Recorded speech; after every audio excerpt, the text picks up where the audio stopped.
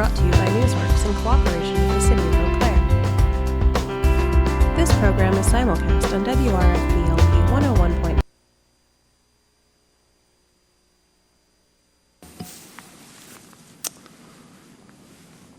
Okay, it looks like everybody is online.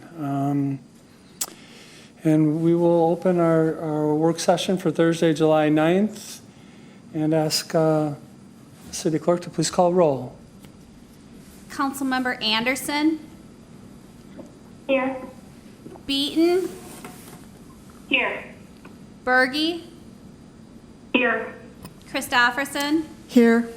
Emmanuel? Here. Gregert? Here. Klinkhammer? Here. Lohr? Here. Weld? Here. Worthman? Here. Zhang? Here. All right, again, welcome, good afternoon. I appreciate everyone being here for this work session. Appreciation goes out to our staff too, that again helps to get us to where we are. Ms. Klump is joining us remotely, and she has everything all queued up for us to get started. So, Ms. Klump, good afternoon, and thank you. Thank you very much. It's good to hear everyone, and it's nice to come to you with something that is a little bit more defined. So we've been working hard over the last several days, so I'm excited to share things and explain a little bit about what we've been doing. I realized today that I am used to doing this kind of presentation in person.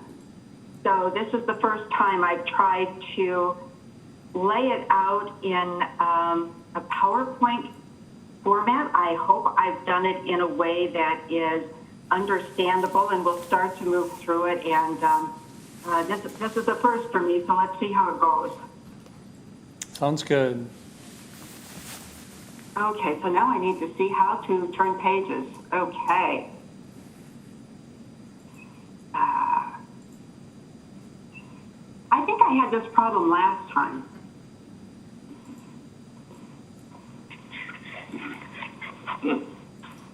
Yeah, because it's not letting me. Okay, there's got to be a way.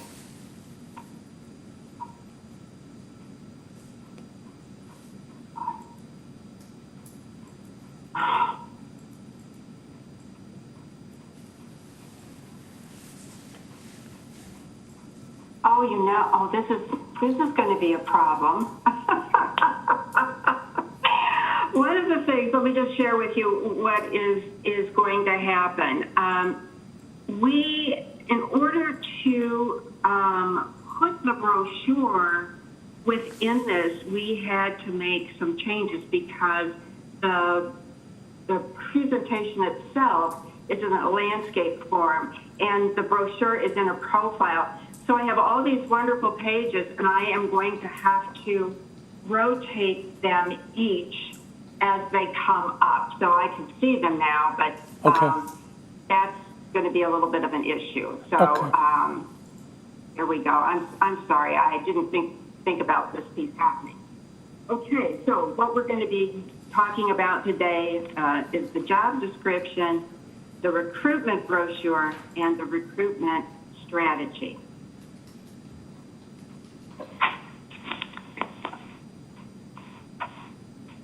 Okay, for the job description, and is everybody able to see this okay? I'm going to keep the thumbnails up on the side because it'll make it easier for me to go through this, but I should check to make sure that everybody is able to see this in a reasonable fashion. I'm seeing it. Okay, good. Anyone not seeing it? Okay. Okay, so the job description, per our discussion last time, we suggested two changes. One in the general function section is to add the adopted strategic plan as council policy and directive. One of the things you will recall that I said that I liked very much about your job description was its reference to the strategic plan, which means that as you update the strategic plan, the job description remains current, and the focus will shift, will evolve as it needs to, given the strategic plan. So it seemed wise to make reference to it in the general function section. Secondly, in the position scope section, one of the things that we talked about was the need to call out the city manager's role in providing leadership in equity, diversity, and inclusion. And so what we did was add language into the role sentence that talked about providing organizational leadership in equity, diversity, and inclusion. Trying to get what would therefore be an overarching statement. If it were listed in another way, I don't know that it would have that overarching effect. So those were the two changes. I will tell you that what I sent out to you earlier, it just said providing leadership in equity, diversity, and inclusion. I added the word organizational. I don't know, to me it strengthened it a little bit to say, you know, we expect you to exercise this in an organizational sense. So hopefully that meets with your approval. Any comments? I don't see any. I think Okay. yeah. Oh, I'm sorry. Council Vice President Emmanuel. Thank you and good afternoon. Just thinking about our massive group work that we're doing today, just a process question. Sharon, do you recommend that if we are silent, then that means we're in support? I usually take silence to be that everybody is on the same page. Okay, yeah, that sounds good. Just because we can't read body language and head nods and all of that. So that sounds great. Thanks. Thanks for the point of order. So next what I'm going to do is go through the recruitment brochure. I'm actually going to put it up on the screen. The slides that follow will talk about some of the changes. This has evolved since you received a copy of it last week. So I want to be able to give everybody an idea of what we've done and the reasons why. So this first page, and I'm going to scroll through it, we changed the banner to include All America City. We dropped the logo at the bottom, but you've got a nice full photo and a nice banner then that is part of the recruitment brochure. As we move to the second page, I think that the major change here occurred where it says Thank Eau Claire. There was a request to maybe jazz this up a little bit. And so we thought that was great language. We are a community on the rise. Our community created this video and website that captures Eau Claire's authentic can-do spirit. I think having the video, that's something that you did in some of your earlier recruitments. And I really like having something, since most of this is going to be done electronically, the link is a really good thing to have. And I think that's the primary change that you'll see. You'll see photos are different too, because we've tried to really use photos so that we can tell the city's story in photos.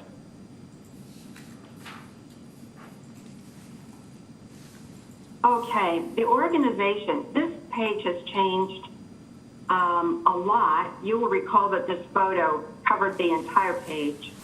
What we wanted to do was do some additions here where we talked about adding some things about the vision, mission, and strategic values. So this is what we'll be using for this page that gets a little bit more.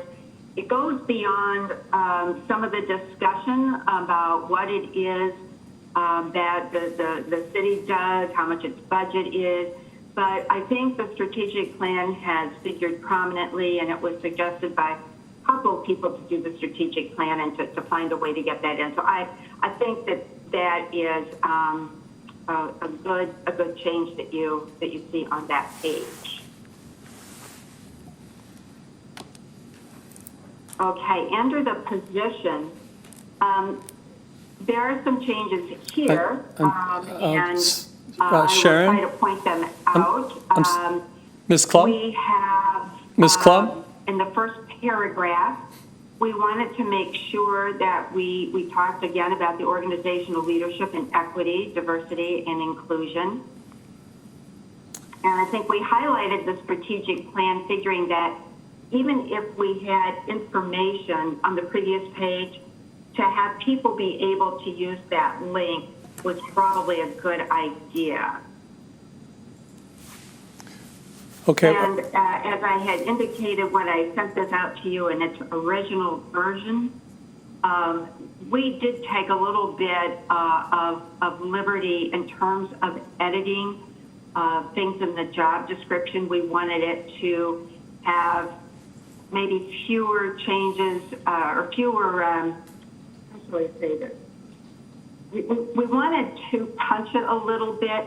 Some of the descriptions on the essential duties were long, and we wanted to make sure that we could be a little bit more concise in our language without necessarily changing the meaning. Not everything is included here, but I would say that probably 80% is. And we are very clear that the major responsibilities include. We didn't say that they're all here. Ms. Klump, there is a question. Yes. Councilmember Worthman. Hi, Ms. Clunder. Yeah, thank you for this. I just wanted to jump in about something actually up toward the top. I think that we should, if possible, I would like to weigh in on this photo, the first page photo. I actually think that there's probably, maybe it's just appearing pretty dark on mine, but I think we should include something that highlights a little bit more of our green and nature.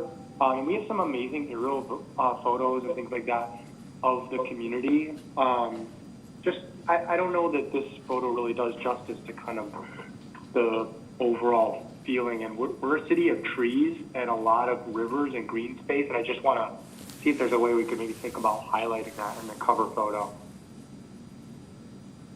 I can That's just my look comment. at what we. I can look at what we have. We'll just kind of see what's out there, and if something has a good appearance. We do have a few photos later on that have a little bit of the green trail piece. We generally try to focus on images that we think will lend to some of the excitement, but I'll see what we have. I honestly don't know if we've got that kind of photo. Okay. Just wanted to add that. Thank you. Council Vice President Emmanuel. Thank you, President Wells. I just want to echo that. I do think it does look a little dark. Maybe a different angle would capture some of the light. A couple of resources that maybe the city could help you with, Sharon, is Volume 1 magazine. They have about a gazillion pictures, so I would think that they might be interested in helping if we made a request to them. The other is there's a company in town called Market & Johnson. They do a lot of aerial photos and drone footage that are spectacular. So that might be another resource. We do have an aerial photo. And it's the same aerial photo that you used on your 2020 budget document. So that becomes another option that would definitely capture both the rivers, the trees, but also just some of the development within the city. Okay, so scrolling back, we had no idea that we had a theater photo. that was actually not in Eau Claire. It had shown up on a link that we had been provided with, and I don't know how, but anyhow, I'm glad everybody pointed that out. We love this photo. I think it's just a really interesting, cool photo. So thank you to everybody who pointed that out. A few changes here. We had some wording about embracing diversity and being that leader, that person who kind of sets the tone, that they're the role model. It was suggested that maybe given the work that you have been doing on anti-racism, that this language in the fourth bullet might work better. Demonstrates a commitment to incorporating anti-racist and equity frameworks into decision-making, policy, implementation, community relations, and staff management. Again, it's written as that kind of overarching piece that's there that you're working on to just kind of go across the city.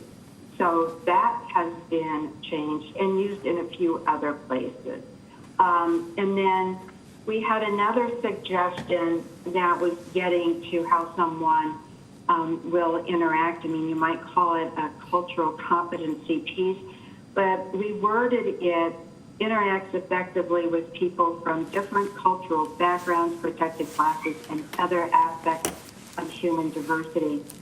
Protected classes is often a very long listing, and rather than have a litany of things there, people who are looking at this position and in this have this kind of experience will understand what's meant by that. So it seemed like a way that we could express the importance of cultural competence. I think everything else largely stays the same. Leadership opportunities. There was a suggestion that under civic engagement, we change a preposition, and it does make a difference.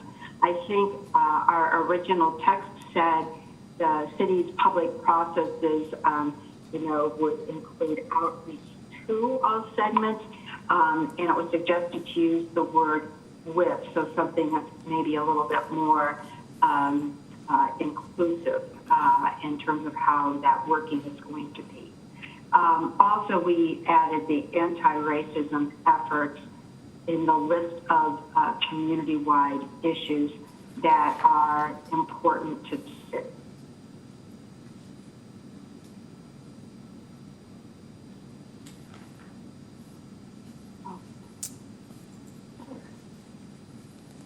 So here's a green space picture.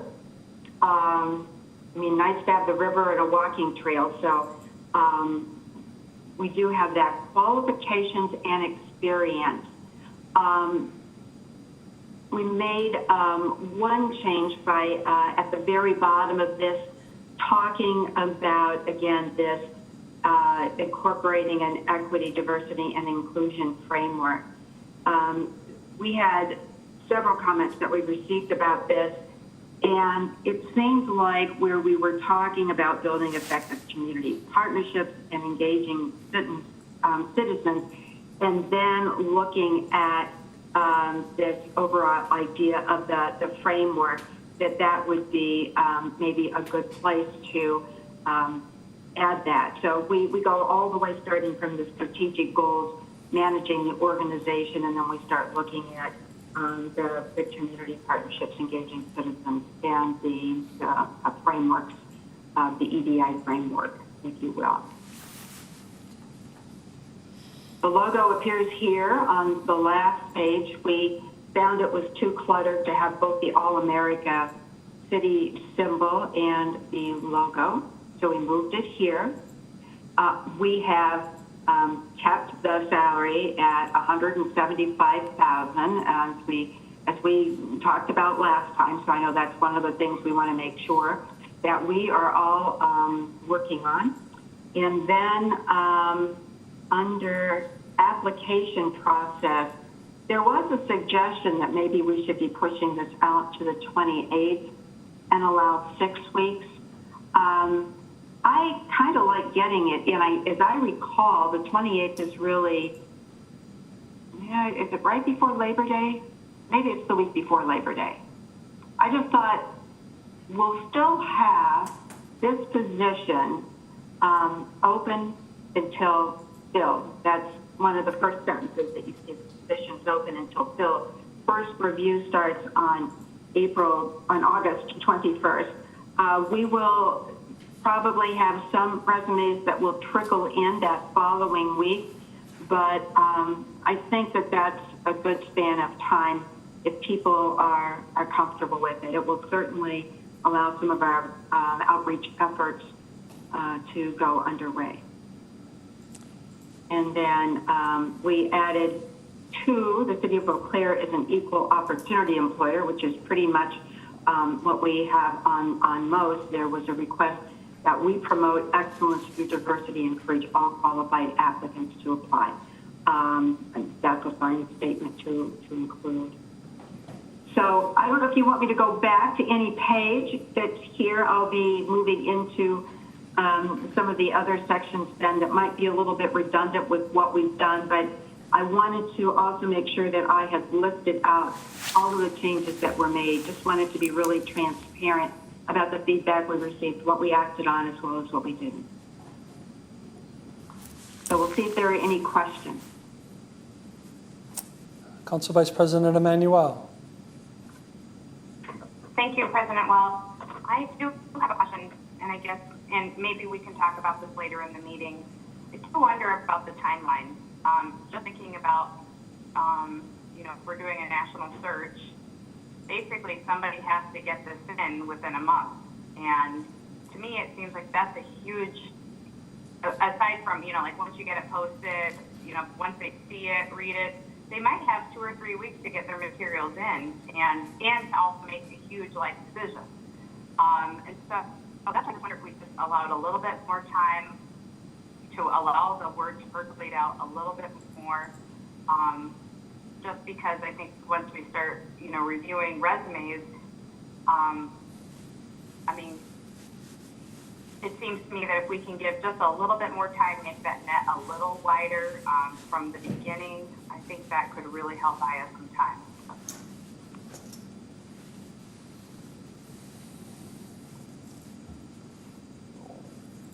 Are there other comments Councilmember Worthman. on the timing? Councilmember Worthman. Thank you, Council President. I think that seems valid. Just with everything that's going on right now, turnaround of a month seems a little short. So I would support going to, adding another 2 weeks and going to 6 weeks. I get a little nervous when I start agreeing with Catherine Emmanuel and Andrew, but I agree with that. I think a couple more weeks, given the current circumstances in the nation, I think would not be a bad thing. One other question, or not a question, but a comment regarding Andrew's statement about the picture on the front page. I do agree that it's a little dark and it's kind of big. It's a dramatic photograph, but I think it's important that we try and capture. If we're going to change it, I think it's important to capture not only the aesthetic value of our community in terms of its natural beauty, but also I think it's important to incorporate that, if possible, with the dynamism that's going on downtown. That's all I got to say. Thank you, Councilmember Klinkhammer. Councilmember Lohr.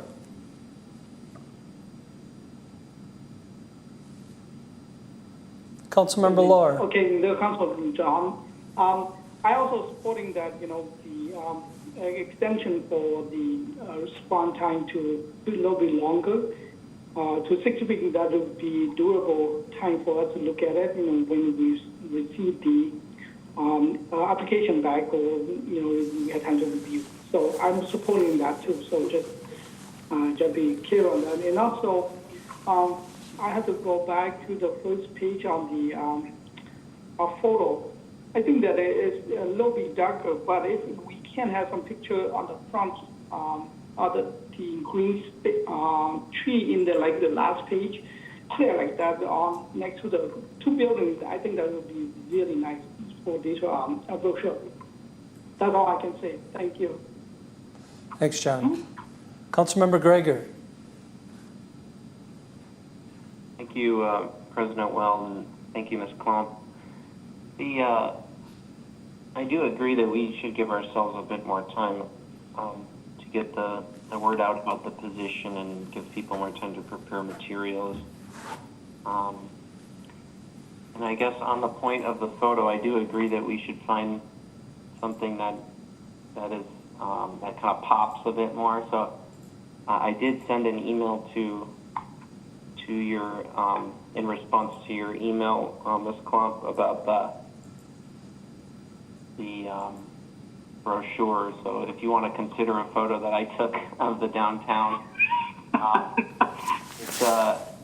it's sort of like a bird's eye view, so not really an aerial view, and has a lot of green and shows our downtown and the valley a little bit. So it could be useful, and I could send you a high resolution version. That'd be wonderful. I mean, it does look like it might be something that would work. Cool. Okay. I do not see any more comments, Sharon. Okay, so we're going to be a little bit redundant here, but I just want to make sure that we all understand the changes. First of all, one of the things that I think that everyone understands this, but it's sometimes just really good to repeat it. I look at this recruitment brochure as really the cornerstone of the process. And what we really want to do is see this broad, cohesive statement of what the city council is looking for. It's best to have those conversations up front. And so that's why I think that getting everyone's input right now is so valuable. We're going to use this to market to a very diverse pool of prospective candidates. We will make sure that it gets out there and around. A lot of this is going to be electronic. And so the idea of having something that's attractive, that really leads people to other documents, the strategic plan, the video is all very good. We do use this document, so it will direct people to our application portal. We will require that they use it. I mean, it's too easy to lose track of an applicant if they don't. So if I get an individual email, I redirect them to the portal, and then I check to make sure that they got everything into the portal okay. And then we do use this to provide a framework for evaluating applications. That was a question that came up several times in comments I received, and I want to talk a little bit more about what that would look like. Photos, what we did here was to make some changes, and notably taking out the theater since it wasn't located in Eau Claire, but then also being certain that we reflect diversity through the photos. And this is something that, as this came up, we started getting assistance from folks sending photos or suggesting areas for photos. So we really tried to modify the photos to get at the things that were important to you.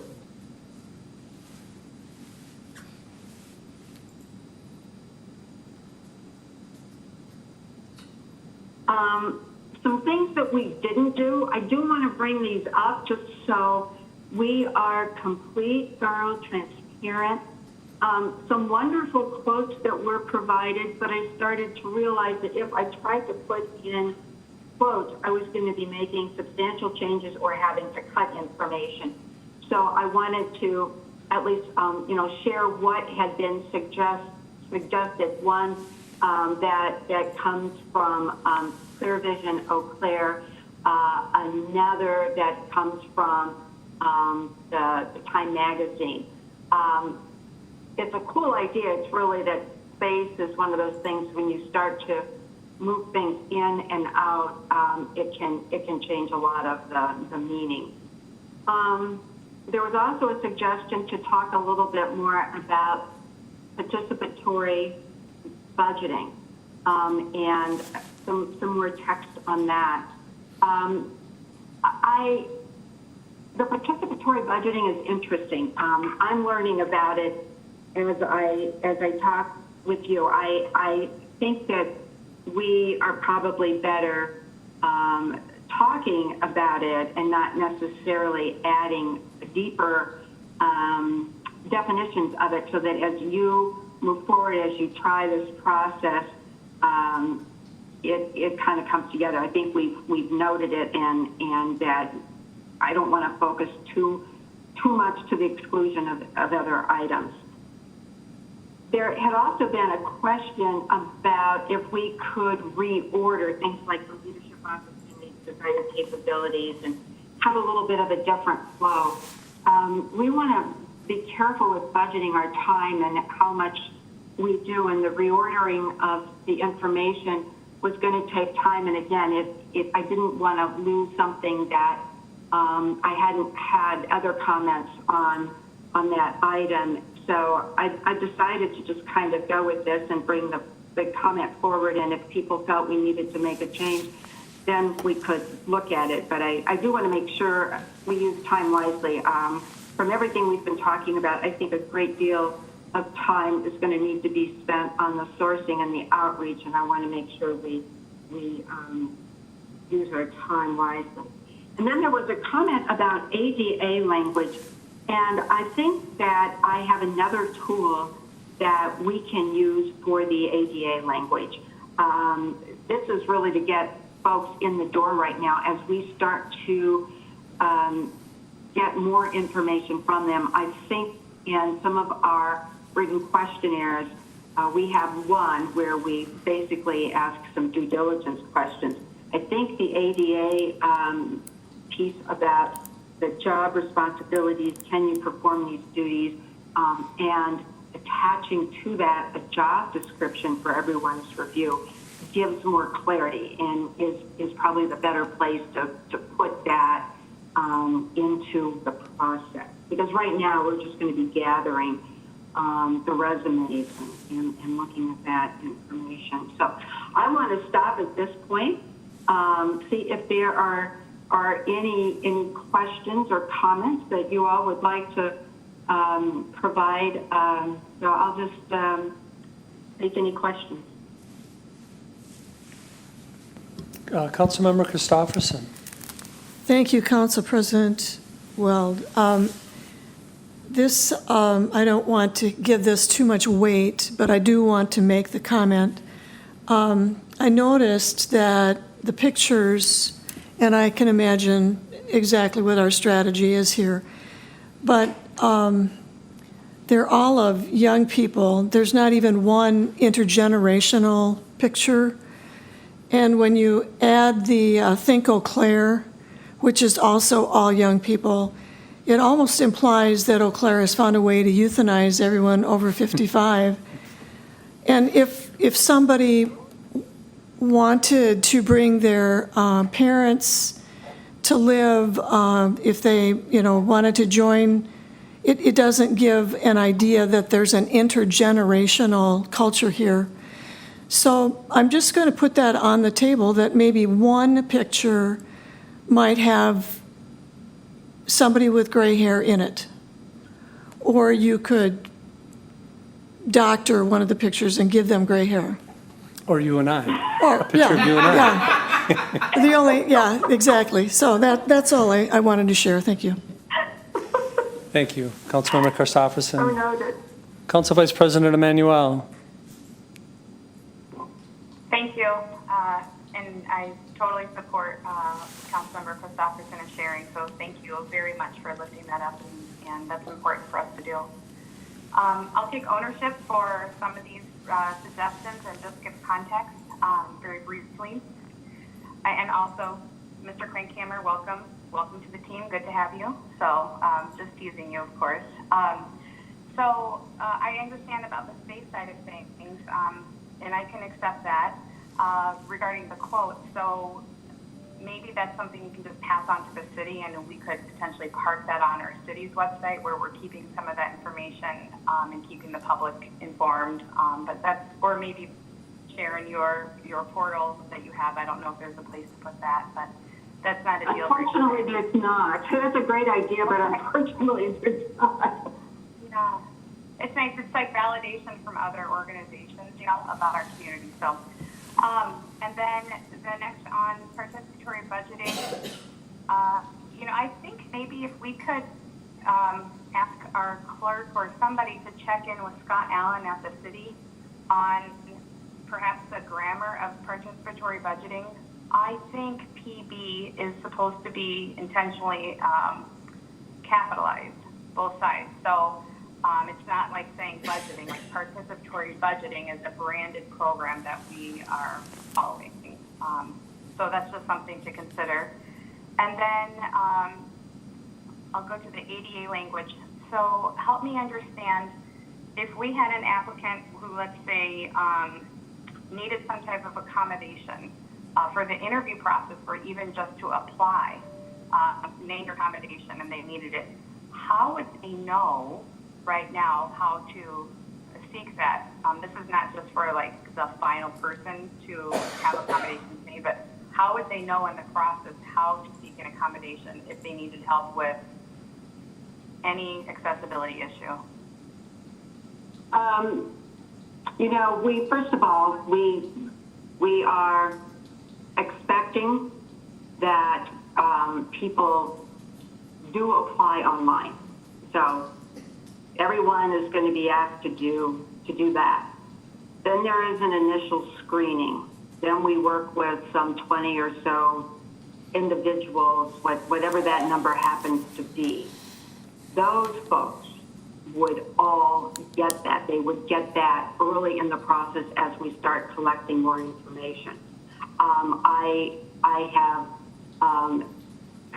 I think that's a good place to put it. I've not done it on the brochure itself, but it's as people have submitted a resume. So after that resume point, that's where we're going to know if there are any issues. I see. Thank you for that. I guess my concern is if there's already an issue before somebody even applies, I would be concerned about that barrier. And I also think it speaks to our organization of, you know, how committed are we? What's kind of our brand of, you know, do we want to help people from the get-go? So let's say somebody maybe had a visual impairment and they weren't able to, you know, maybe they had some hiccup with the website or something. Could they contact somebody to say, could you upload this for me because I have an accommodation request? Sure. And what would happen, I mean, and that's a great example. So if somebody has an issue with the website, my name is there. They're going to call me. So, and that does happen if people have an issue, a question, a problem, they're going to call me. So that's why I was thinking that typically when we start talking about reasonable accommodations, to me, it's always important to have a job description that accompanies that. And this is the marketing piece. So we look at the job description. We have what is needed in the job description. Beyond the duties, there's a section that says what people must be able to do to perform the position. And so we would be giving someone that job description at that point, and we would really be working in more depth than if there are ADA issues. And I will say, too, that I think one of the other things that happens right now in this time with the pandemic, we are very interested in issues that might exist for someone. And I don't know if you would talk about that in terms of reasonable accommodations, but we have spent a lot of time understanding what people can and cannot do and assisting them with that. So, I mean, I think Well, I think that spirit is there. If you want me to say something in terms of if there are questions or requests for a reasonable accommodation, but I'm not sure people are going to understand reasonable accommodation without the job description to look at where they need the reasonable accommodation. That was my thought process. Yeah, thank you. I think we're talking about two separate things. So I totally understand on the job description that we would have that language and totally support that. I think it's around like just getting into the application process and just being very out in front on that message that, you know, even if it was a very short, you know, for questions or accommodation requests, please contact, you know, Ms. Sharon Clump, something like that. It's very brief, but then they know right I from the can say get-go. or accommodation request. I don't mind adding that, but I will tell you that one of the things that happens is that I do get emails, I do get telephone calls, and I do my best to respond to them when they come in evening or what have you. So, but I can add that just a bit, making it a little bit more of a clarification. Yeah, if council's okay with that, I think that would be great.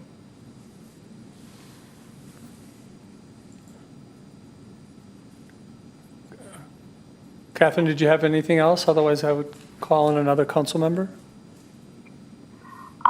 I do, but Sharon might be covering it later. Just Okay. thinking about our process on required qualifications, preferred qualifications. She and I have had a long conversation about it. So, Sharon, will we be getting to that a little bit later?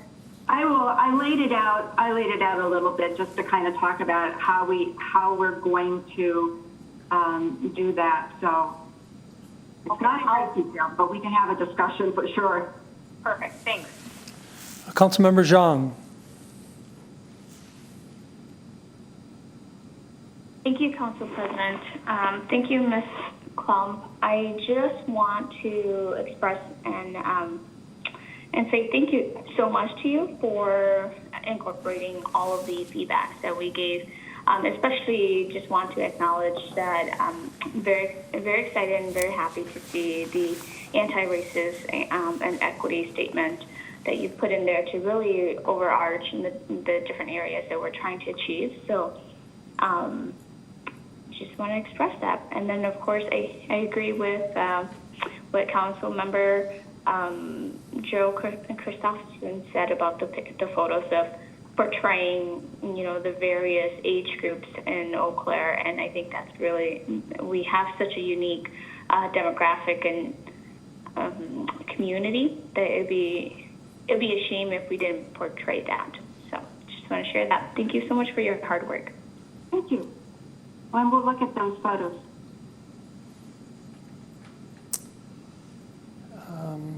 Any questions or comments in regards to where we are now on the recruitment brochure? Or?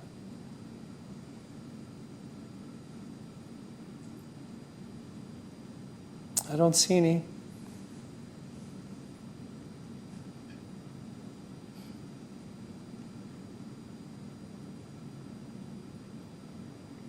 Okay, so I want to kind of give you a sense of some of the changes. I tried to catch many of these when we were going through the brochure, so I won't spend a lot of time on them. But again, just to make sure that there's a sense of what we've done. On page 1, we modified the All-America logo. We will try to keep that as we look at a photo that is green but pops. So we will make sure we keep that in there. I pointed out the link. And I pointed out the layout on the vision, mission, and values. And I think we also talked a little bit about, in the first paragraph of the job description, where we're talking about the position, we did make sure that we pulled in organizational leadership and equity, diversity, and inclusion, and adding the hyperlink to the strategic plan. Just so if someone is looking at this, it kind of takes them right there.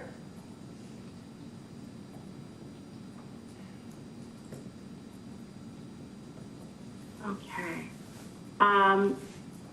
I did have several comments about this language of equity, diversity, and inclusion, and some of the wording just not resonating with folks.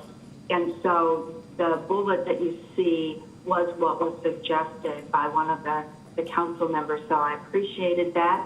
To that same end, there wasn't anything talking in terms of cultural competence, and I actually like the idea of being a little bit more straightforward in terms of what that might mean.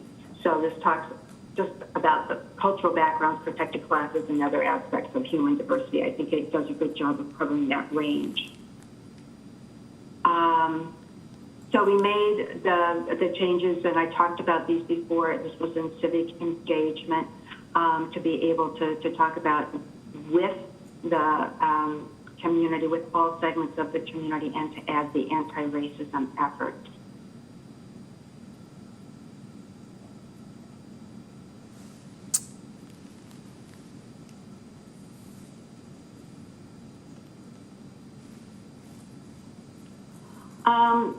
We also wanted to make sure that the qualifications and experience, of course, talked about incorporating an equity, diversity, inclusion framework, sort of the wording that we used.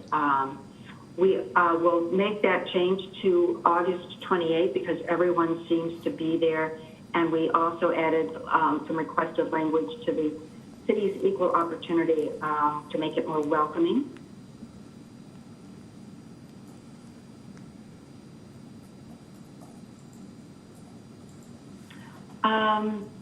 Okay, so a little bit about candidate screening. And this is how I tend to look at it. I like to, first of all, look at education. And, you know, I sort of look at education and experience together. I had one question. What about if someone had a degree in the arts? Would that be something that counted someone out? Well, if they had a degree in the arts and yet they had been working in a management type of position, comparable type of organization, they had experience that was scalable in terms of that move to perhaps a larger organization, they would be someone who would be marked as going forward and getting information to give us a deeper view in their resume. I think resumes are very helpful to get that first look at a person, but I also believe that a resume, a lot of times people send resumes that they've been using. I would like to think that candidates review and respond to everything that we have in the recruitment brochure. I think that many of them do, but there are a large number that don't. So I generally sort of look at the resume as we'll need to get more information, but if someone is demonstrating a 4-year degree, which I think is important, there's a piece of critical thinking that I think always accompanies that, and then they have experience. And experience typically speaks louder than education, I think, for most people to see what you've done, to see the track record. So basically in that initial screening, the education and experience, it's going to be meeting that threshold, and people will be going forward from that basis with an opportunity to give us more information and to do it in terms of the questionnaires.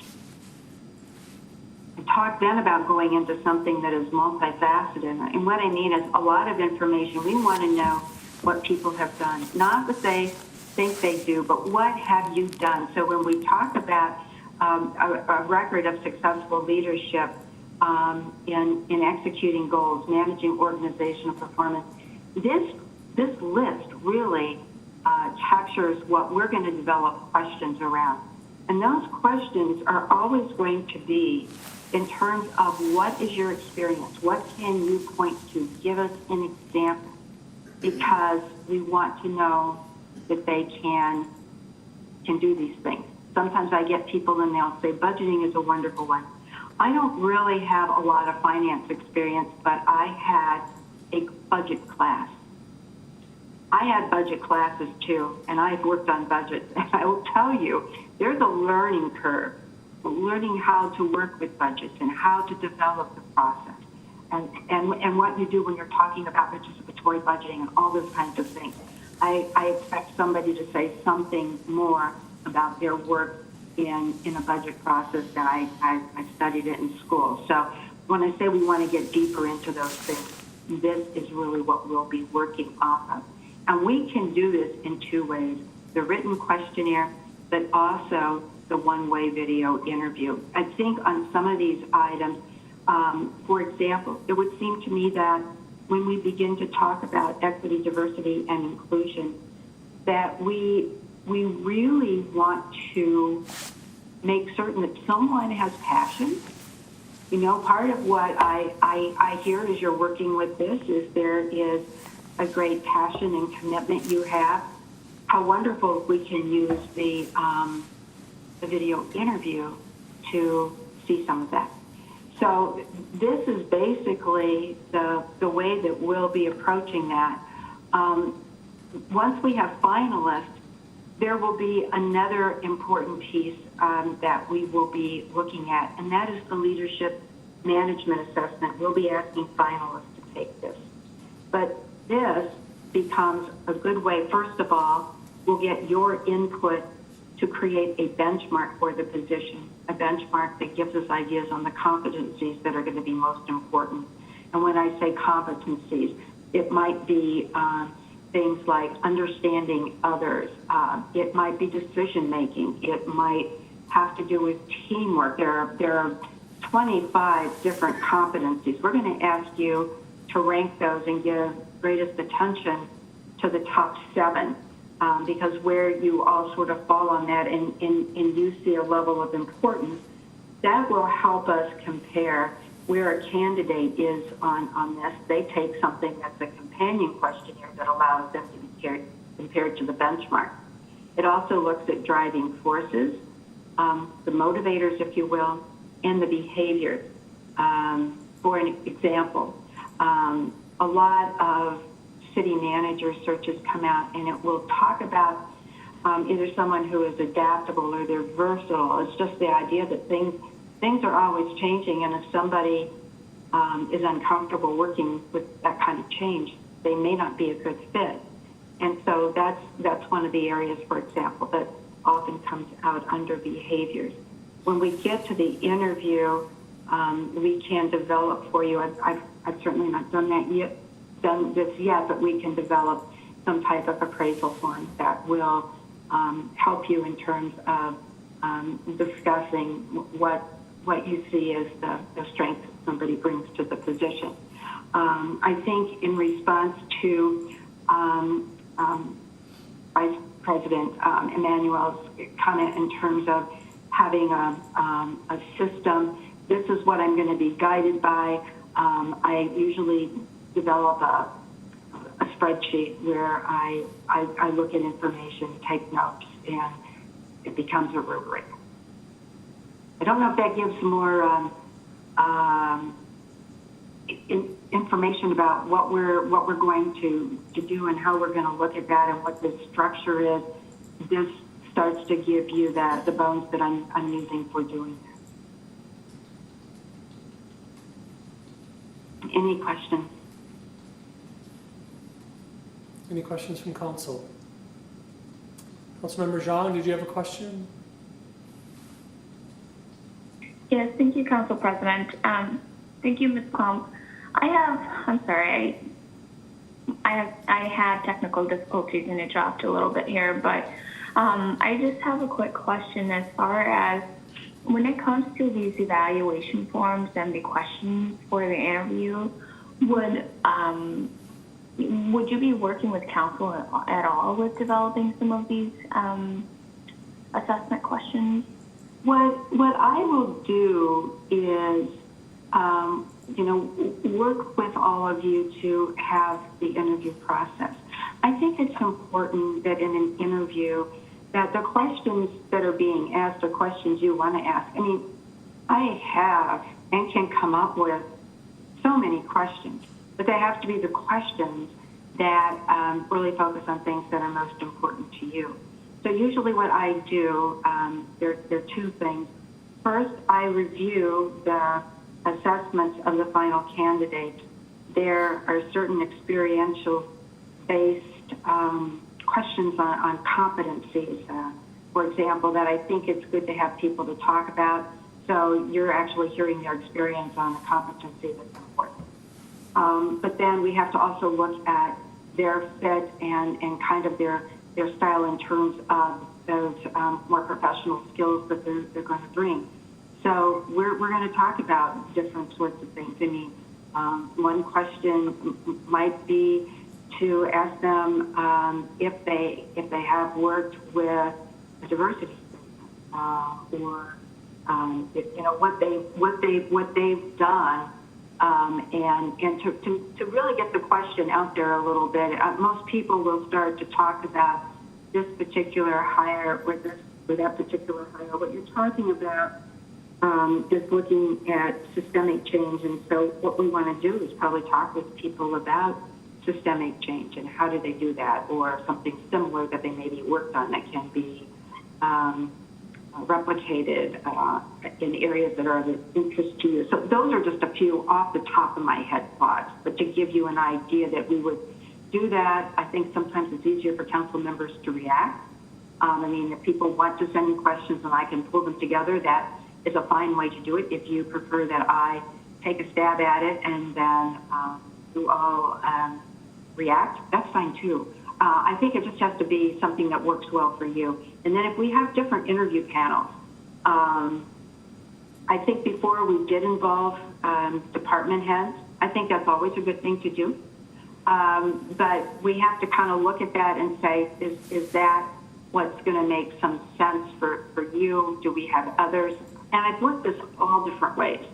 So I think that once we get into this a little bit more and start to talk about what's going to be important for you, that we can look at what's important in the design, create that, and work with you to carry it out. Thank you. Yes, no, and I definitely want to be able to just throw in a few insights when it comes to questions in regards to, to time back to our qualifications and what we're looking for, right, for the diversity and inclusion. So being able to highlight that, and I'm assuming you're going to use the STAR concept of interviewing. Oh, this is frightening. I haven't heard of the STAR. What I have actually done, a lot of what I'm doing is really geared off of the leadership management assessment, and it's really a philosophy that we need to understand fit. I'm usually looking for how do we get the conversation that is about fit, and I don't think it can all be driven by the questions from the assessment, but I do believe a good deal of them will help validate if there's an area where maybe someone doesn't appear to be as strong. You will know when you talk with them if you feel comfortable about their abilities in that particular area or not. So I rely an awful lot on that, but we can certainly talk about other methodologies. I'm definitely open to learning. Yeah, and just the last here. I know at the very beginning when we first had this, when we started talking about this, a lot of companies now have turned to personality assessments like Myers-Briggs and other, other competency and soft skill assessments. Is that something that Baker Tilly is currently doing or using?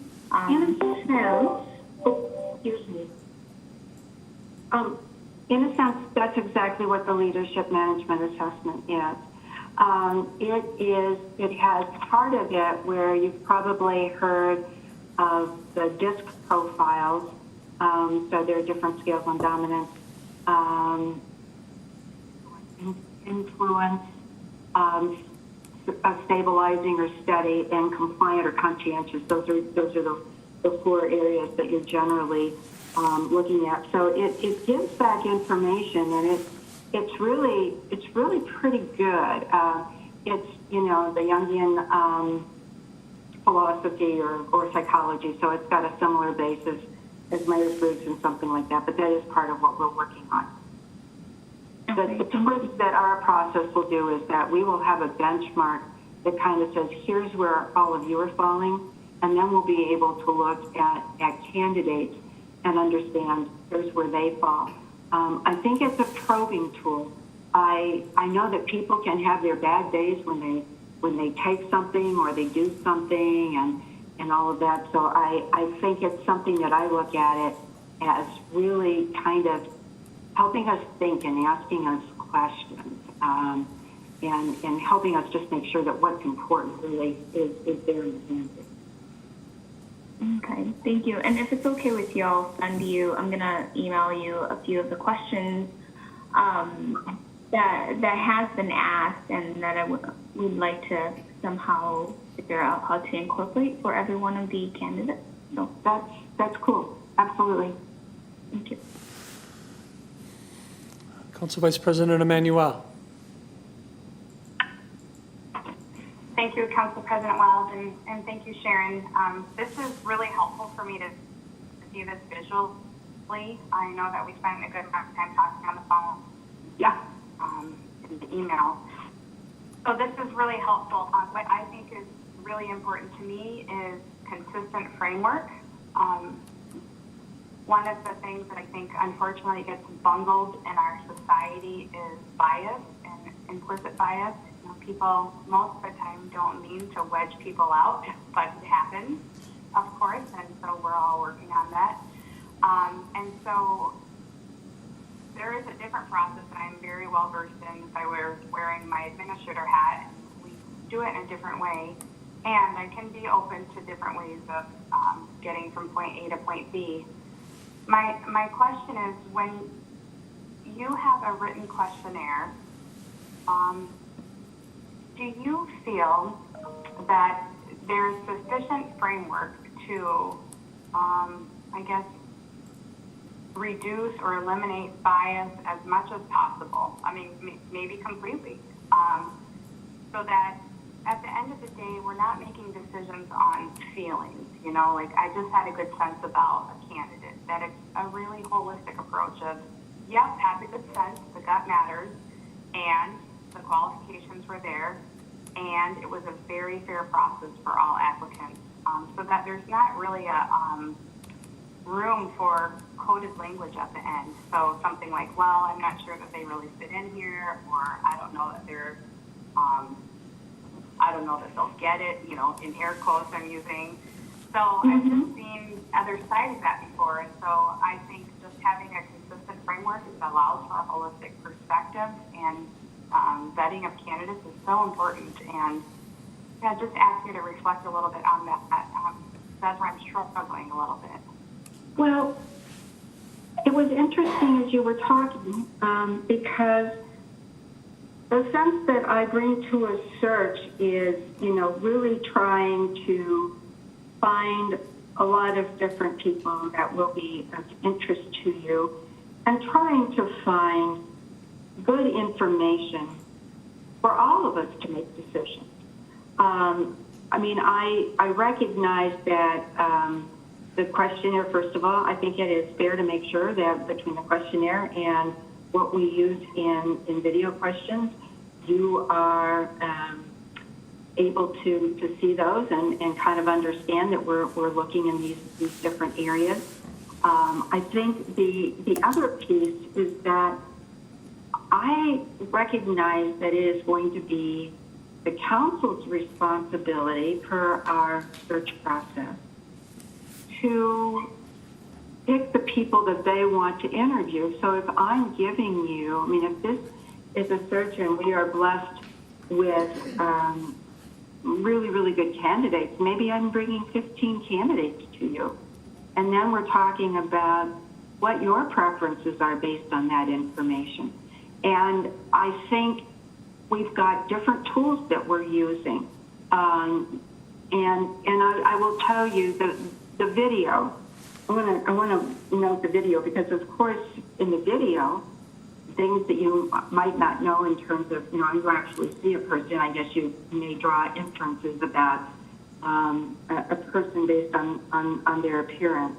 I really look at the video as understanding how they present and if they are, if they're able to articulate a concept, a process to you, if they can think on their feet. Those are some important things that candidates need to be able to do. I have worked with people who have done not a good job on the video. They've gotten nervous, but we've said, we know this questionnaire is strong and we want to continue to move this person forward and meet this person in a different thing of the interview. We might say we need to have 2 rounds of interviews just so that we are looking at starting with a large group of people and then trying to bring that down to a level where you can make a decision on who you want. So as you were talking about, the first thing that jumped in my mind is that I need to give you a good group of candidates that you are able to make the decision about who goes forward. And so I think in doing that, I'm going to be very conscious about getting the people who have those skills, who represent those values that you have. So it's hard. It feels like it's a rather squishy topic, but from our discussion the other day and our discussion this evening, I have confidence that the process will work, that you will feel that sense of knowing what's happening in the process and feeling comfortable with how it unfolds. And the candidates you ultimately get.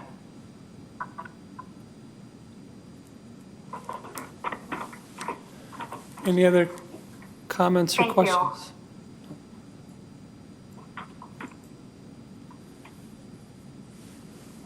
If it's okay, I'm having some internet connection problems, but I think I got the most of it. I do have a couple follow-up, but I can also wait if somebody else would like to speak. Are there any other questions from council? I don't see any, Catherine. Go ahead. Oh, okay, thanks a lot. So thank you. I know that we're wrestling with this squishy thing, and I appreciate just your grace and patience with this. So let's say that, well, not let's say, you are going to be screening the initial candidates, and you're going to be bringing them forward to council. Let's say we have 30 applicants and you recommend 15. Will we have access to see all of the applications in the event that council might differ from your assessment? Or is it, I'll just start with that question. The answer is yes. We have a master applicant list. And that master applicant list is generated through the portal, and it is going to give us names, where people are from, their current position, their education. So that's what comes out of the portal. And, I am absolutely fine sharing that information. There have been times in searches where someone says, I really would like to know more about this individual. And I'm also very comfortable in telling you why someone moved forward, why someone didn't. And, at the end, what I'm trying to do is work for the collective council.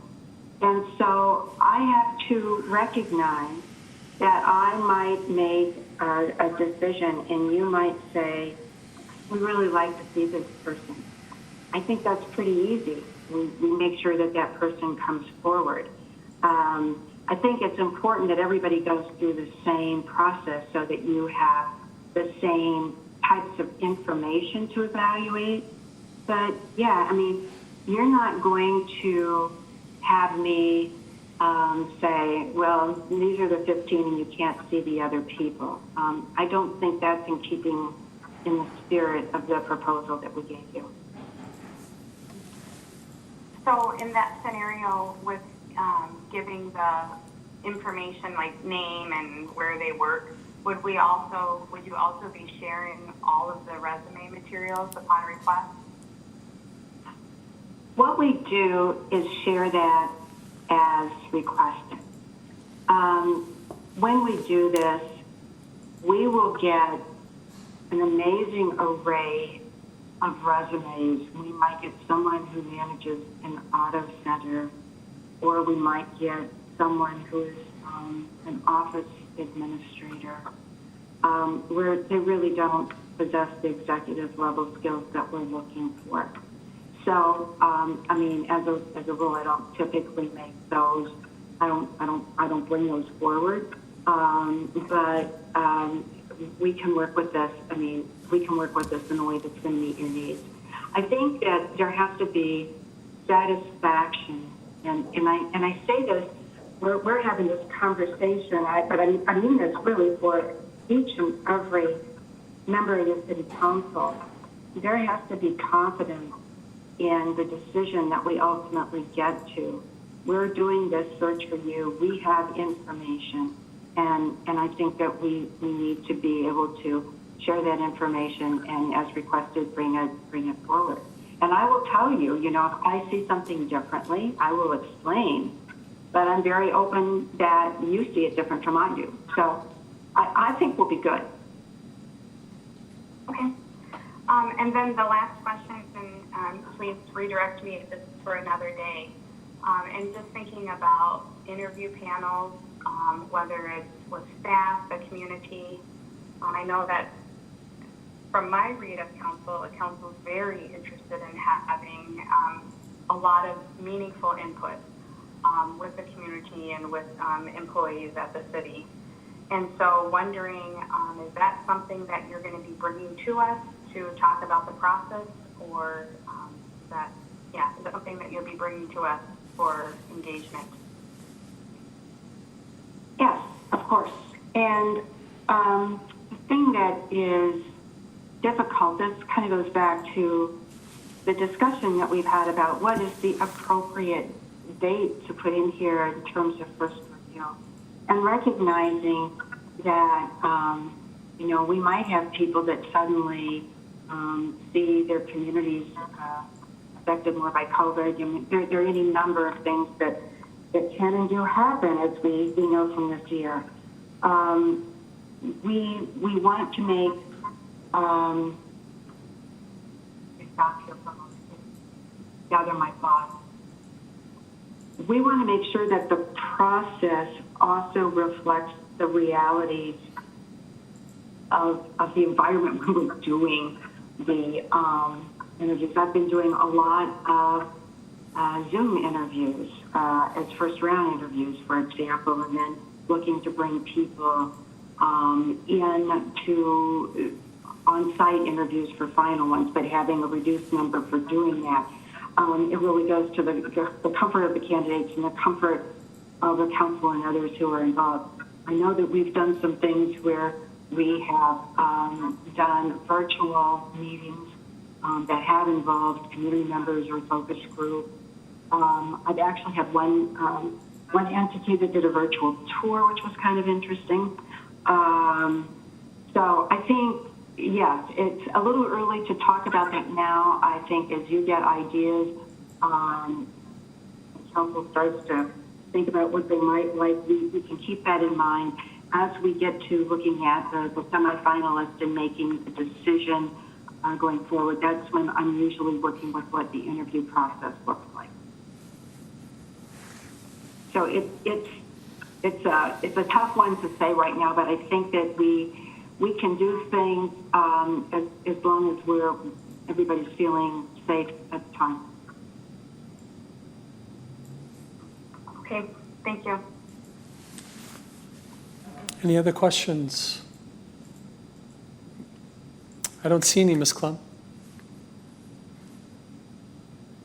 Okay, let's see. I want to come to This slide, okay, we also wanted to talk about the strategy for our process here. So I have a feeling that this is not, we were working on this last minute because we're working on the recruitment brochure, so I'm a little bit concerned. Okay, so let me start on this one a little bit about advertising. First of all, we generally are looking at a budget of around $1,200 to $1,300, and we have a recommended budgeting program for you. That is going to be just slightly over $1,300. So I think we're good on that with any input that you have. We really try to keep data on where the sites are sort of getting us in touch with the most applicants. And one of the things that we are tracking is that when we place ads, a number of them do redirecting to additional sites and in some cases to social media.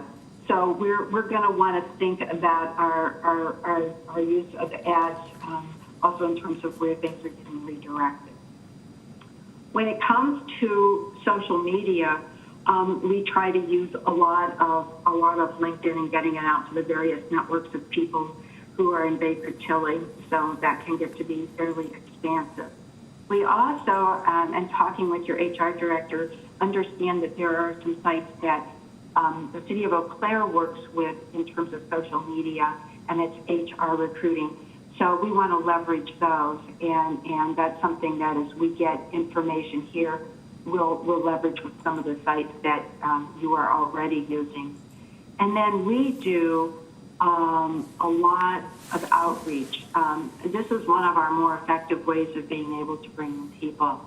We do a direct email mailing that, I'm going to guess that we're going to be somewhere, we may even reach 1,000. I'm thinking 800, 900 names that we're able to get just by looking at sizes, job titles, and different things like that, where we're likely to find some of the people that we would be looking at. There's a database that we subscribe to that allows us to do that. And then we're going to do some networking. And the networking is really of interest to me. Our organization has been a member of the National Forum of Black Public Administrators for quite some while, so it gives us great access to those members.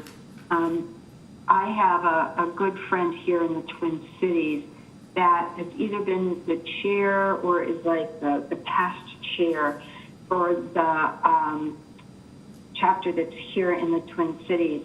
And I think that he is aware of how to reach out to other chairs in other areas. And so I think that could be a really rich way of getting the news out. And we can certainly do that with other organizations too. It's just our knowledge of that organization is definitely pretty good. And then telephone calls. One of the things that I've been starting to do, I'll be working on a project, a name will come across and it's like, oh, that person might be great for Eau Claire. So in a few instances, I've already told a couple of people, hey, this is going to be coming up and you might want to take a look. So I want to be able to use that as well. Of course, goes without saying, when we start doing the direct email communications, we know some of the people who are currently looking for jobs. We know people who have done well in other situations. And so we have a group of folks that we reach out to right away. And because we do searches throughout the country, we do have people who bring many different types of diversity into our pools. So with that, what speaks probably really, really well is to show you what our thoughts are in terms of advertising. So first of all, ICMA. That's important because one of the criteria that we've listed, and I'm really glad you've listed, is the ICMA certified manager designation. So we want to be looking for that. Use ICMA. There is a network of Asian public administrators. There is a Women Leading Government site. And then there's something they have on their job center that also connects to social media. So there are added fees for those sorts of things, but what we want to do is utilize that so we get the most out of that listing. And then use the National Forum for Black Public Administrators, Local Government Hispanic Network. And one thing that I can do there, just by sheer luck, I have a good friend that is actually working as a part-time executive director for this network. So I think that might give me a little bit of an inroad in reaching out to people. Careers in government, we use this one, and one of the reasons is it has very, very good work that it does to reach out to different social media sites and different job network sites. So a few of them are listed here.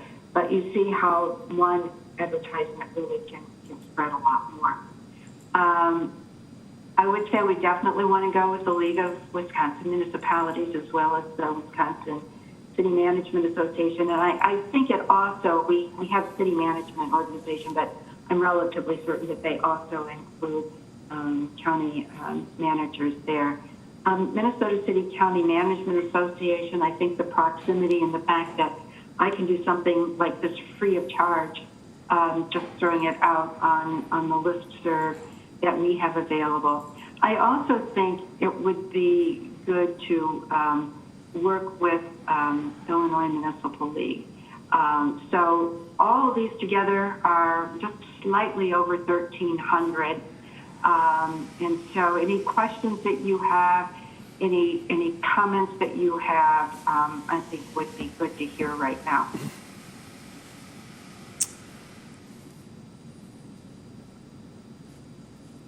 I don't see any questions, Sharon. Okay. And Council- that might be our last slide. I'm sorry, there is a question. Council Vice President Emmanuel.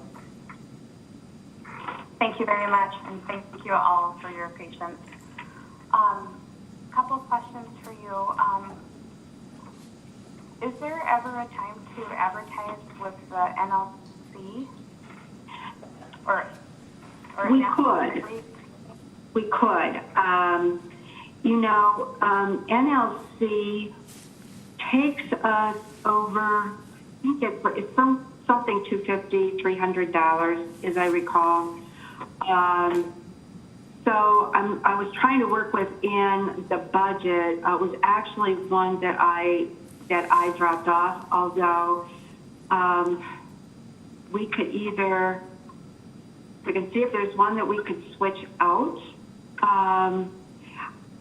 In the past, what we seem to get is a lot more out of ICMA. The two largest sources are going to be ICMA, careers in government, and then we're going to, not necessarily advertise on LinkedIn as much as it is just keep pushing information out in many different ways. And we can send it to you so you can push information out as well. So, I mean, one option is to, maybe we try to drop, looking at these, probably it would be Local Government Hispanic Network. Actually, to be honest, we don't get that much out of National Forum for Black Public Administrators, but who knows? And that's a very expensive one. That's like $400. That's like $400, as I recall. So that would allow us to put in NLC. I mean, it kind of really depends on the focus, or if you'd be willing to do an add-on for NLC. I mean, I'm just kind of presenting this so you see how much we've allotted, and you kind of see what I thought for spreading it out. Yeah, I think it would be, if you don't really get a lot of draw from just picking one example, the Black public administrators, I think you'd have a high amount of value with NLC, knowing that they also have groups that are dedicated for public administrators of color and very diverse public administrators. So I think we still might be able to accomplish both. Maybe we enter through different doors, but I think I just think NLC would be really a key partner there if we're really doing a national search. I mean, they're up there. We can definitely do that. I mean, I guess to hear if there are any comments from other members of the council would be helpful. Any other comments or concerns in regards to, I guess, taking the funding that we would use to advertise with the Black Public Administrators Forum, or and then use those funds towards the NLC? Are there any comments in that regard? Councilmember Berge. Thank you, Council President. I agree with Vice President Emanuel about NLC. I've been to, I guess, two conferences that they've put on, and then just working with them with the state board as well. And it is a fantastic organization, very well run, a lot of outreach throughout the whole country. So I think that would be an excellent place to advertise. And I think you would reach a diverse group of people, which is what we're looking for. So put that out there. Any other comments?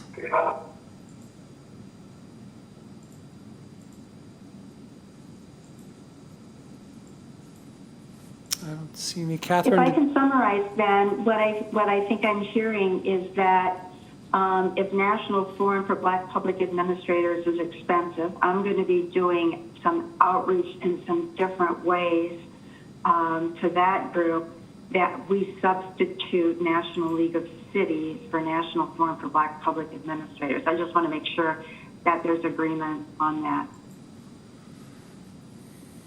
It looks like it from... Okay. Councilmember Berge and Council Vice President Emanuel have their hands up. Do either of you have additional comments? Or? Yes, Catherine. Go ahead, Catherine. Thank you. Sharon, you mentioned that there can be opportunity for direct outreach either by your firm or by council members. When in the process would you like us to talk to you about an idea that we might have? If you have someone that you are interested in me contacting, let me know. Because then what I will do is contact them. And when I do this, I think, first of all, the centralization of this, so I know what's going on, is really, truly helpful. And I can certainly contact people, just say their names came up. I don't divulge, who said it. I mean, maybe there's somebody that but it's just more helpful to have me kind of put that out there. That's what I do it. So if you tell me contact this person, I am not going to contact and give you their name. But I would say that if there are people that you would love me to reach out to, it is appropriate to begin sending those to me, because as soon as we start doing the recruitment, we will do that. And I think when we get a LinkedIn piece, we can make sure that we share that link with everybody on the council. Now, I would say if people ask you questions, I would really ask that you direct them back to me, because otherwise it will get confusing, and running this well really does mean kind of funneling those communications. And then just on the other end of this, what I am doing is working with your HR director, and she's a contact. So we're really trying to make sure that we have the contacts going back and forth, just so you understand how the communication has been set up on the project. Does that make sense? I mean, I want to make sure no one has a problem with that. I think that makes a lot of sense, and I will certainly reach out to you. And I think, yeah, that makes a lot of sense. Thank you. Any other comments from council or questions? I don't see any, Sharon. Excellent. I guess in terms of next steps, I did take notes throughout the conversation. We will do a final run that looks at the front page. It looks at a photo that gets generational. We'll also make sure that, other piece here, I have another one. No, I think those are pretty much the main points that we've had. It's really that first page. It's the August 28th. It's a generational photo. And then I need to also add or accommodation so people know that if they have an accommodation, that call me at this point. Okay. So we will do that. We will send it out one more time. I think what we will do is plan to begin the recruitment. I originally said Friday. Let's look at trying to get things moving in that direction on probably Monday or Tuesday. Let's say by the 14th, and we're off. Good work. Do you just mind taking a few seconds to just look at the timeline beyond the 28th? I will, since we're talking about the 28th, and I know what we had worked on before had an earlier timeline, I will adjust that Okay. and make sure that we send it out. It gets much easier to understand the time frame once we have the recruitment out and we start to see how things are going. So we will definitely get that out to you. Okay. And our plan is also to start sending weekly reports just so you have an understanding of what's happening, and to do that on probably like every Monday, so you know what's going on. And I'm sorry, I missed the first part of that. There would be an update? We would send you a report every Monday, Okay. just so you, not on the 13th, but starting on the 20th. Okay. So you would know where everything is, and it would just kind of give you that update and a regular time to expect receiving it. You had mentioned also a portal that we would all have maybe access to. Is that something that would show us as far as like applications that have come in, or numbers of applications, or any of that? Or? We'll send you numbers of applications. Okay. I mean, so the portal, you will not have access to the portal, but I can get you information from the portal. Okay. And my suggestion is to first kind of work on this. So we're simply giving you numbers, and then as we start to see how things are coming on, we can gauge how best to share information. One of the things, and that's really a great question, because confidentiality is going to be really, really important. One of the things that I often get in talking with people is a sense of, I don't want anyone from my community to know yet. Can you assure me of confidentiality? So part of that is that usually I try to hold this stuff pretty confidential until we're getting ready to share semifinalists. So I want to be able to make sure that we have a way to give you information, but also to respect the confidentiality of the candidates. Otherwise, you can sometimes lose with people.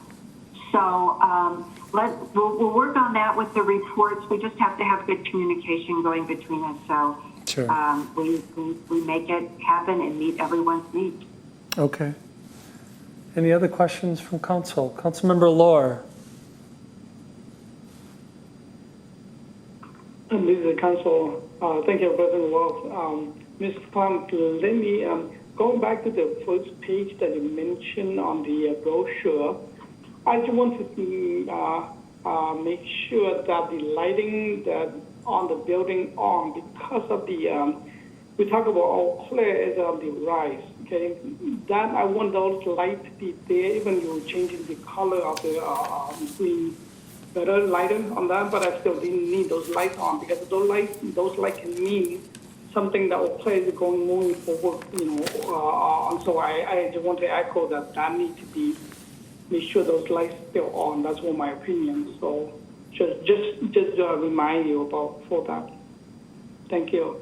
Yeah, absolutely. I want to come back to something you just said. Councilmember, you talked about something that shows the city is on the rise. I'll kind of stick my neck out here a little bit, but I think,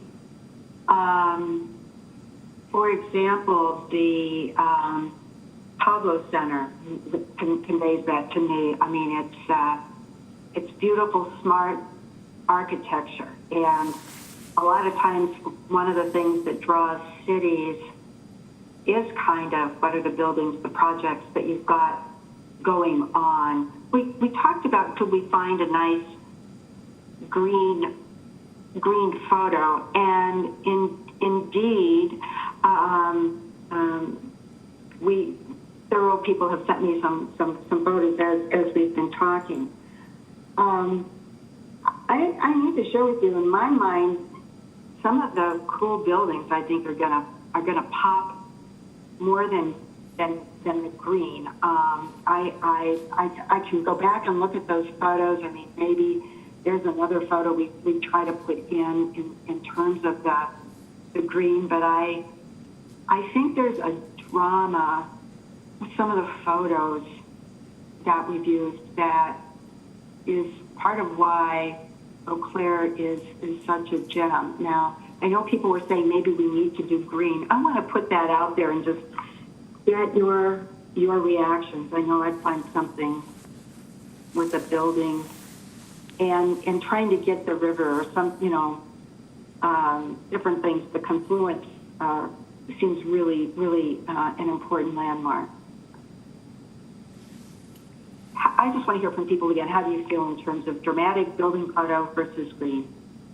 I can do either, but I just as Councilmember Lohr was speaking, it just seemed to me I need to state kind of what I think will have more punch. Okay, Councilmember Lohr. Thank you, President Wolf. I think that the building that look now look really nice. If we can do a little lighter, but on that building, I think should be good enough because we have the last line that have a really good trail that has green and tree in there already. On this one, because the city is on the rise, and that's why I say that the building will be capture people eyes and also the lighting, because the lighting can determine, say, that we are the city that moving forward. So I just want to make sure that those lighting is on, and so when people see those two buildings have the light on, they will say, okay, our place is moving forward. It's on the right. So that's why I want to make sure that that's my opinions. Okay, so that's what I like to do. Okay. Thanks so much. Council Vice President Emmanuel. Thank you. I really don't have a strong opinion about buildings or greenery. I think the spirit that I hear most is the vibrant colors, that feels like it has that pop. I have a totally different idea that I thought about at the beginning of the meeting, and it's kind of nagging me, so I'll say it now, and if you don't want to do it, I am totally fine with it. just thinking, is this an opportunity to invite citizens to just submit a picture, like, hey, we're looking for, community members to submit pictures that might appear on the cover of, the city manager brochure. I think it might be a nice way to get citizens engaged.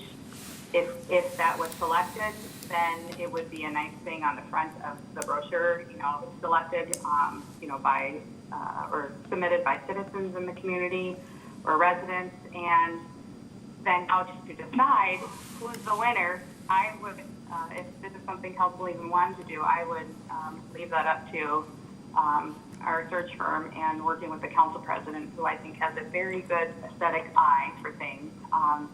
So it's just a different way to maybe get, like, we know we want the colors to pop, and maybe it's buildings, maybe it's green, but, I think maybe asking the citizens in Eau Claire, like, what do you want to be front and, foremost on there? So anyway, take or leave it. Councilmember Zhang.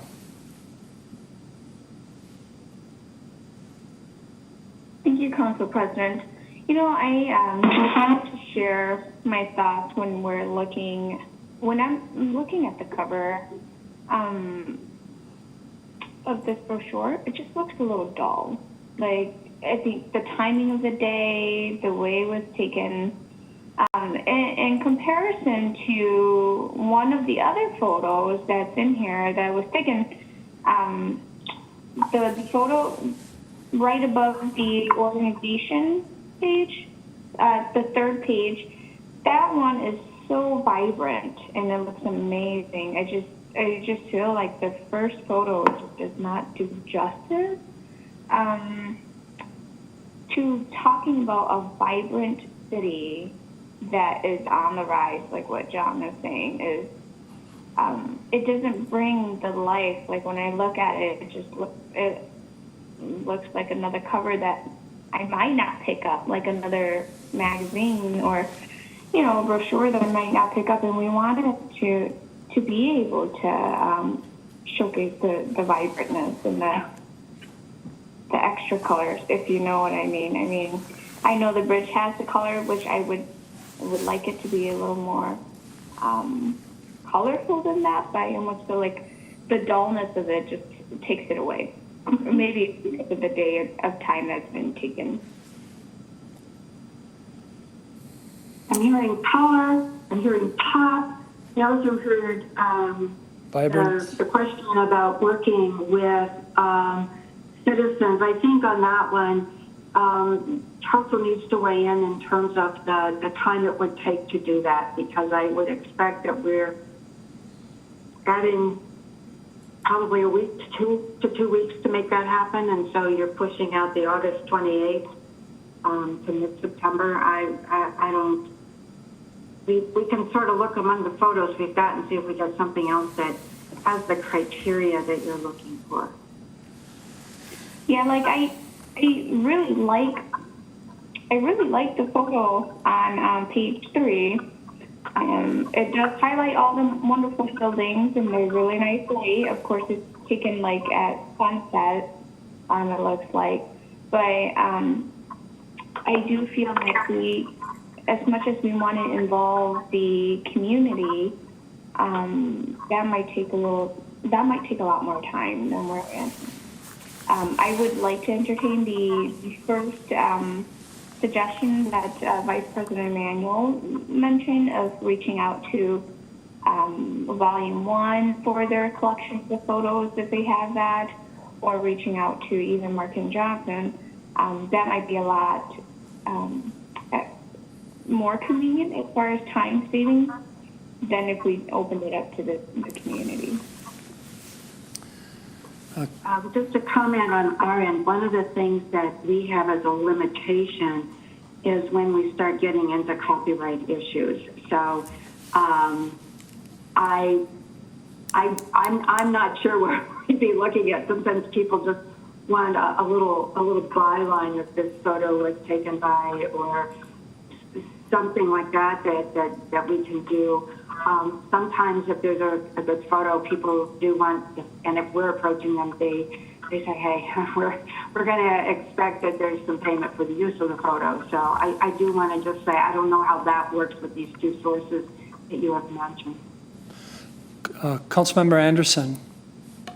Thank you. Yeah, I just wanted to chime in regarding Volume 1. I'm just going to bet in terms, I obviously can't speak for them. I'm going to bet that they would be willing to have a conversation about rights and permissions, and I'm just going to bet from my knowledge of them that they would be excited to help champion Eau Claire. So I would suggest getting in touch with them if that was possible. If I could just chime in, I think Ms. Klump has a really good idea of what we're looking for and what we're asking for, and I think if we can give her the opportunity to find that, I'm certain that she will, and we'll have a chance to take a look at it. So I agree. I think it's important that we get things going as soon as possible, and but also I would like to see that first picture be or have a wow factor, and really jump out at people. So, but I'm certain we'll find it. I am too. Yep, I know you are. Your descriptions help, believe me. So it gives us some idea of what we're looking for and what will resonate, what will make people say, wow. Yep. Any other questions or comments from council or from Ms. Klum?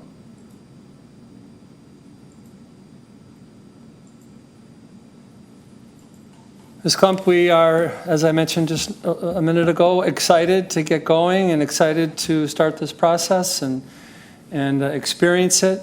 And so we appreciate all your time and work and getting us to where we are now, and look forward to the next couple of months, and anxious and excited to see how it goes. Absolutely. Yeah. I just want to say thank you again to everyone for the feedback, and I think that we're going to have a great product here, and I'm excited to get started. That's good. All right. Well, if there isn't any other comments or questions from council, and I do not see any, we will call an end to our work session. Thanks, everybody. Have a great night. Thank you. We'll see you on Monday. Thanks. Thanks, everyone.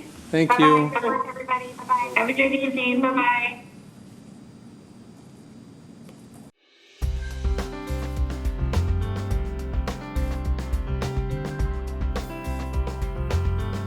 This program was brought to you by a cooperation between Newsworks and the City of Eau Claire.